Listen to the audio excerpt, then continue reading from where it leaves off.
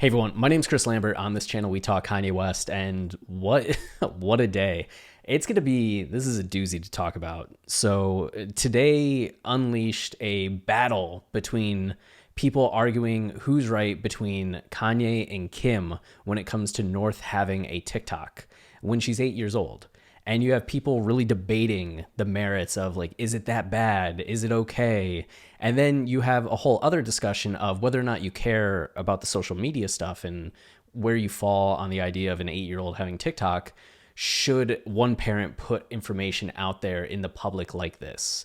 And you have people saying that Ye's wrong for going this route. He should have kept it private, who feel very strongly that way. But then there are kind of arguments about why someone on Kanye's level would take this public. I mean, a lot of people just think Kanye's Kanye, right? Of course he goes public with it. That would be his first response, but maybe it's not. So we're going to get into a lot of talking points. And my overall stance on this, well, we'll get to that here and there, but there's a lot to go through as Ye made multiple posts. Kim responded. I'm sure you've heard some of the details, but we're going to get like the broader scope. TikTok has even responded at this point. So you can see here everything kicked off with Kanye posting this picture of North's TikTok. And it says, "Since this is my first divorce," which is a bit of a reference to Kim having 3 divorces at this point. And Kanye's just like, educate me. This is my first one. Kim's had 3. Maybe she knows more about this than I do, but I need to know what I should do about my daughter being put on TikTok against my will. And yeah, that's a big talking point. And it's one that Ye has actually mentioned in the past. In 2020, I think it was, if not 2019, he talked about how there should be a Jesus talk because TikTok can be racy, which, given that it's like a very popular medium for teenagers, I remember in a lot of the 2010s, people were wondering if Instagram was like too racy for teens to be on. And then you have TikTok, which is just like a whole other level with that. And of course, there's like very like positive, like fun areas of TikTok, but a lot of the mainstream popular aspects of TikTok get into some moral gray areas at best, right? So Ye was talking about how we need Jesus talk, where you could have something that is more family friendly, but uses the same technology, the same platform, that's as groundbreaking as TikTok is, but isn't as audacious in terms of what is being presented to people.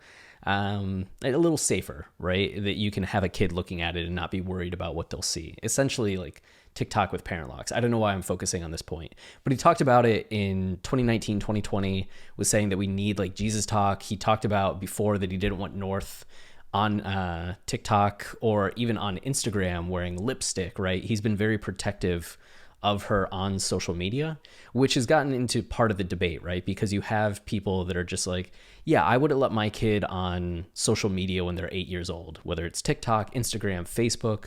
Most of these platforms have age restrictions anyway. Like, you're not supposed to be on TikTok unless you're 13 years old, right? Or if you're under 12, you're supposed to be in like a young kids section, which is what this photo down here is. TikTok for younger users, which is something that Ye posted. Instagram has an age limit that's not 8 years old, right? So I think generally companies agree that kids under that age shouldn't be on, but like, I'm somebody that grew up watching R-rated movies, right? I was 8 years old and watching Terminator 2. I was 6 years old and watching Predator and Alien and Con Air. We had HBO, and I just have HBO on as like a 6-year-old, a 7-year-old, an 8-year-old, like watching these shows and movies. Like, I'd see episodes of Oz, and Oz is like a very intense show for a 10-year-old to be watching, where I had friends that couldn't even see a PG-13 movie until they turned 13, right? People with these kinds of like exposing their kids to things in terms of movies or video games or the internet in general, like, people have different levels of comfortability with that, where some are very open of like, well, we'll talk with our kid, we'll let them explore and deal with things as they come up, and others are very traditional about it, like, no, you're not going to do that until this age, and that's the way that's going to be. And opinions will always vary on that, right? And it's going to be case by case, kid by kid, parent by parent. I don't think there's really a right answer there. And that's something that Kim started to get into in her response, where she talks about, as the parent who is the main provider and caregiver for our children, which is kind of an outrageous thing to say in general. Like, that's one of those things that you put in, like, Ye's a billionaire. He's contributing like a ton of money to whatever they need to do, right? And Kim's also a billionaire at this point. So it's like the main provider label is kind of non-applicable in their situation, but she is like the main parent, right? They live with Kim, they spend most of their time with Kim. So that's another way to say it, but main provider just feels like that's one of the issues that we're going to get into is Kanye going public with things because he feels like he has to go public because the Kardashians are media experts and have like websites at their disposal. Like they say something to TMZ and because of the relationship, well, maybe I should, they say something to a website that might be like TMZ and it'll get published the way they want it framed because of the dynamic or relationship that's shared between them.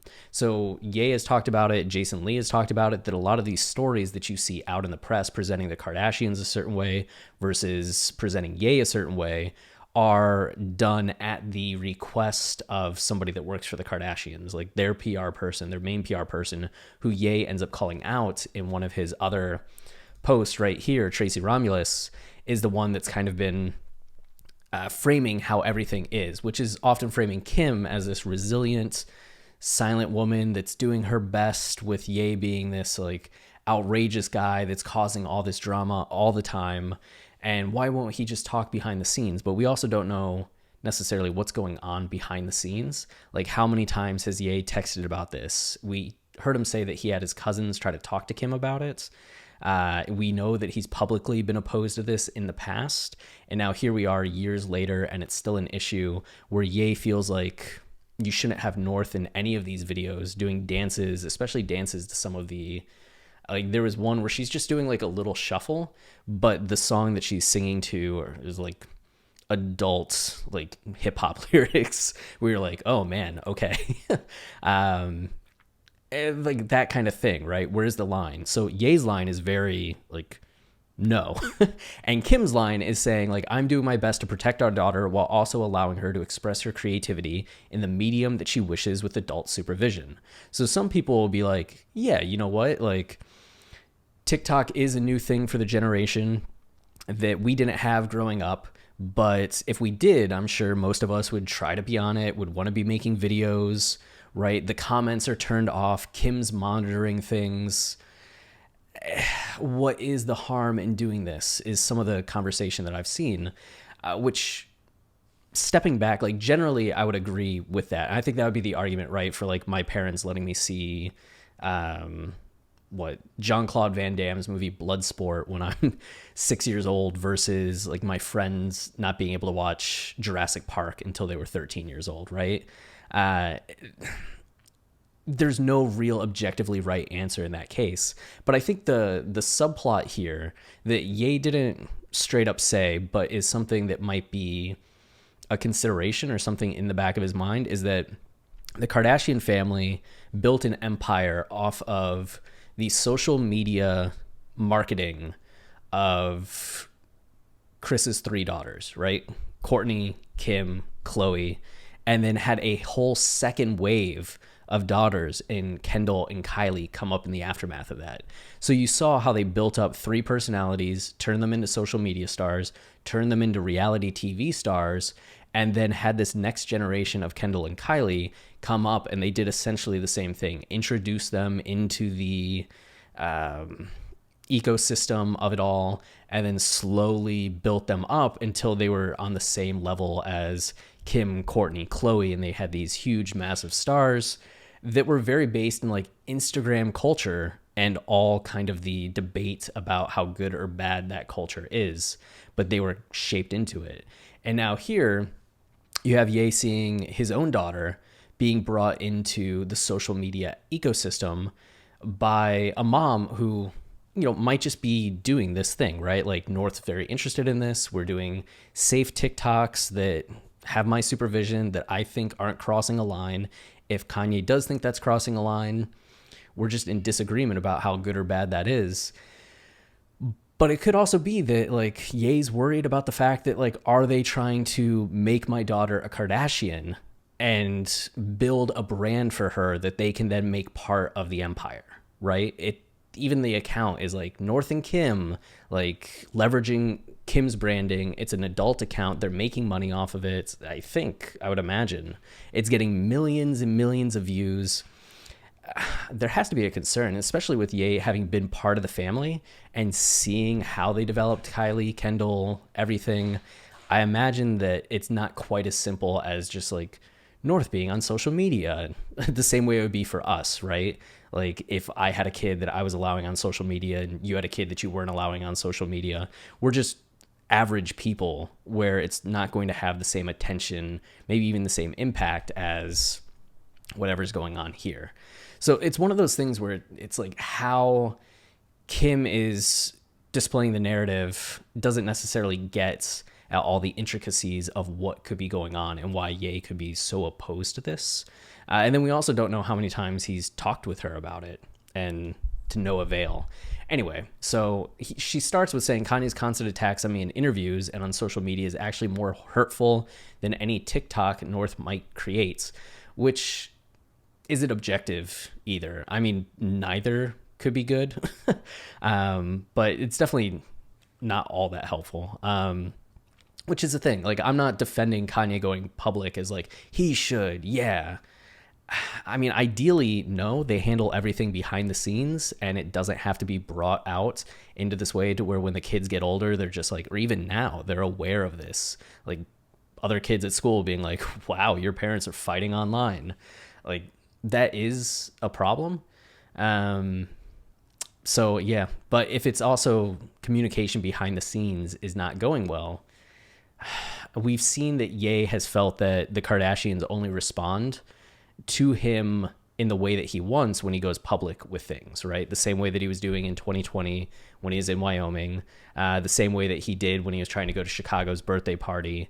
It seems like whatever's going on behind the scenes, especially with the way stories are being put into the media, Ye talked about that in Hollywood Unlocked, that he feels like oftentimes they're taking quick shots at him through the media or in these ways that aren't visible to everybody else, so that when Ye finally reacts in the way that he did, everybody just goes, oh, he must be crazy. Like he's freaking out. He's in the wrong, when they don't know all of these things that were going on behind the scenes that got him to this point. So I ideally private, but at the same time, we have no idea what's gone on in private. And if this is his first resort, or if he feels this is one of his last resorts after years of trying to have these conversations and like it's still happening. So, okay. Divorce is difficult enough on our children, and Kanye's obsession with trying to control, and note the obsession, with trying to control and manipulate our situation so negatively and publicly is only causing further pain for all. From the beginning, I have wanted nothing but a healthy and supportive co-parenting relationship because it is what is best for our children, and it saddens me that Kanye continues to make it impossible every step of the way. There's such a dramatic language to that because we don't know how he's made it impossible every step of the way. Like, have there been other problems? All we know right now is that he couldn't get to a birthday party and he's upset about North on TikTok. Has he been doing other things? Like, what more has been going on that he's been ruining? It's like a hefty accusation without a lot of evidence to really back it up, especially because it's not like they've been divorced for 3 months or something. It's been a year, like over a year at this point. And we didn't hear about any of this going on through most of 2021. So it's just like, what's changed? And then part of me does fear that this is them starting to lay the groundwork for language for trying to do like a media battle for Kim to try to claim sole custody or something like that. And you're starting to see this language be put into effect of like, see, we tried, but there's nothing to be done. So I am going to the courts. I don't think they'll do that, but just reading the intensity of some of that language has me Anyway, she goes, I wish to handle all matters regarding our children privately, and hopefully he can finally respond to the third attorney he has had in the last year to resolve any issues amicably. So just pointing out that communication with him has been difficult, and I guess they've been trying to talk through attorneys. I guess people do that, but has he tried other methods? Does he not want to try the attorney? Have they not talked at all? Like, not through the attorney? Like, has he texted? Has she called? What's going on?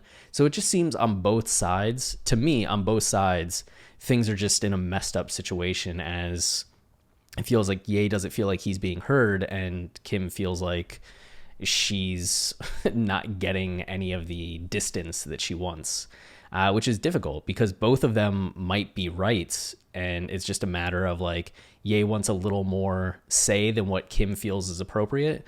And Kim's not giving Ye like the say that he feels is appropriate. It's messy. All of this stuff is messy. But Ye responds with, what do you mean by main provider? Yeah, right? Like, that's a fair question. America saw you try to kidnap my daughter on her birthday, but not by not providing the address, which gets back to Chicago's birthday, right? He got an invitation for this party, and it was a little muddied. And this was one of the things I was talking about when it comes to like the Kardashians and media outlets.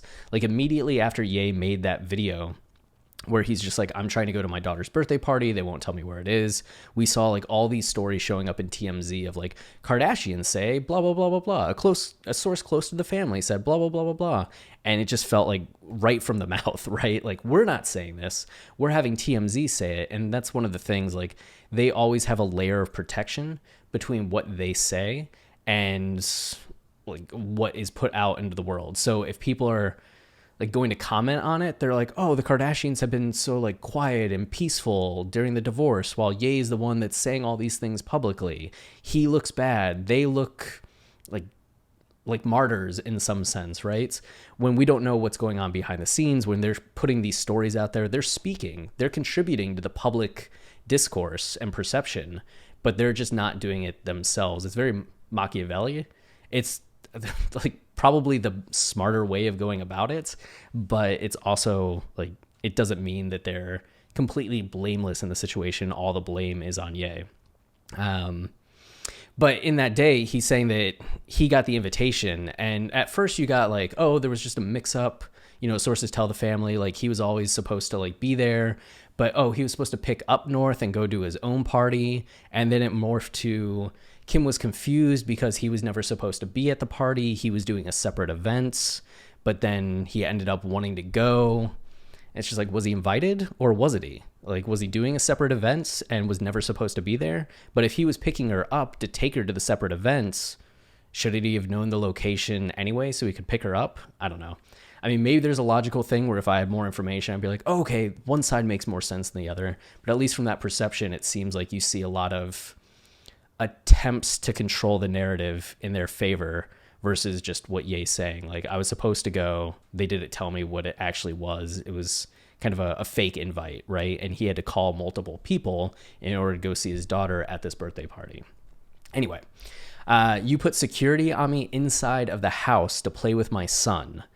So apparently he's being like watched by security when he's at the house just to play with his kid, which is also a complicated situation because I feel like most families, like the one parent doesn't hang out at the other parent's house to like play with the kid, but there's different levels of co-parenting, right? Like two people, one couple that's divorced might not talk at all and just do like the drop off, not say anything, while another couple might be close enough where something like that happens. But then they're also so wealthy that, just going inside the house might not be like a bad thing. Then accused me of stealing, but accused me of stealing is like, that's kind of messed up too. Like, what? That's the first time we're hearing anything of that. I had to take a drug test after Chicago's party because you accused me of being on drugs. That's also the first time we heard anything about that. And I mean, there were people, anytime Ye goes public with anything, right? They accuse him of being like crazy, manic, high, right? So the fact that he's like posting this stuff to social media, which Jason Lee said he was the one that told Ye to post, and you saw how calm Ye was. Obviously, he was a bit impassioned because he did want to go see his daughter, but it's not like he was raving like, let me see my kid. He's just like, I want to go see my kid. It's her birthday. She needs to see her dad and know that I'm there. But then accusing him of being on drugs and like drug testing him is like, wow. Though I did see somewhere that people had to get COVID vaccines or get vaccine tested, or not vaccines. They had to get COVID tested, and maybe that's it. Like he had to get like the drug test for COVID, but maybe they took the other drug test. I don't know. But Tracy Romulus stopped manipulating Kim to be this way. And Ye's talked a few times over the last few months about Kim's PR person and the way that Kim's PR person gets at Kim, like makes Kim think certain ways, and that's Tracy Romulus. So it just seems like he's now calling Tracy out by name rather than just keeping it as like PR person. Tracy and Kim are very, very close. They've been friends for a minute. You can find them on Instagram together like quite often. Like her kids are really good friends with North, so that's also kind of messy and unfortunate. But then we had Ye post this saying, oh no, it was Yeezy Mafia that said we need Jesus talk, but it's downloading TikTok and it's the terms and conditions. So it's like after Kim talks about like, you know, you can finally respond to your third attorney, and Ye kind of calls her out again. Ye gets like legal on her. Like, you want to talk attorneys? You want to talk like, you know, the legality of our co-parenting situation? Well, here we go. Downloading TikTok. To sign up for TikTok, you must first pass through an age gate to get you into the right TikTok experience. In the US, if you're under 13 years old, you'll be placed into our TikTok for younger users experience, which has additional privacy and safety protections designed specifically for this audience, which is kind of what he wanted with Jesus Talk, right? If we learn that a person under the age of 13 is using or posting content on TikTok without using TikTok for younger users, they will be removed. So even though Kim is the one managing that account, like, you know, supervised by an adult, it's still an account for North that's mostly featuring North. It's not like Kim's main account that North's appearing on. So I think, to me, that means it qualifies for the younger users experience, but it's not currently in the younger users experience category. And there were people saying like, well, because Kim manages it, it's okay. I don't think so. I think like, I mean, you could maybe argue it just theoretically, but if we're talking by the rules established by TikTok, probably not. And then we've given the app a 12 plus rating specifically so caregivers can access the device level Apple and Android controls built into your family's devices. If you don't want your teen to download our app, you can prevent them from doing so using the parental controls. So Ye's like a parental controls kind of person.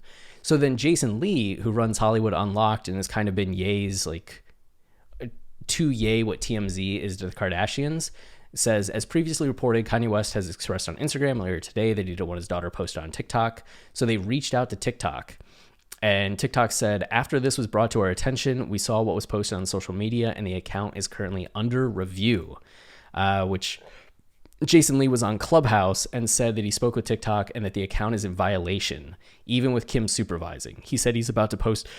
Oh my goodness. He's about to post it soon on Hollywood Unlocked IG page. He wasn't lying. Ye wasn't lying. So even TikTok is saying like, yeah, no, that's not right. Like, that's not how it should be. And now that they're getting called out. And then Ye posted one last thing saying, TMZ, my children are not a game to me. I need an apology for how you tried to spin the narrative. You are not being a fair media source. You're picking sides against the dad. And that's because they had this headline here, Kanye West shades Kim Kardashian over Northwest on TikTok. And just making it this thing like Kanye, you know, is a concerned father and at odds with like Kim on TikTok. Like, there's any number of ways you could write that headline, but they made it as like Kanye shades Kim. Which does make him seem more of the villain in this situation, right? He's the aggressor. He's the one taking this public action. I don't know. My dog is barking outside. So just...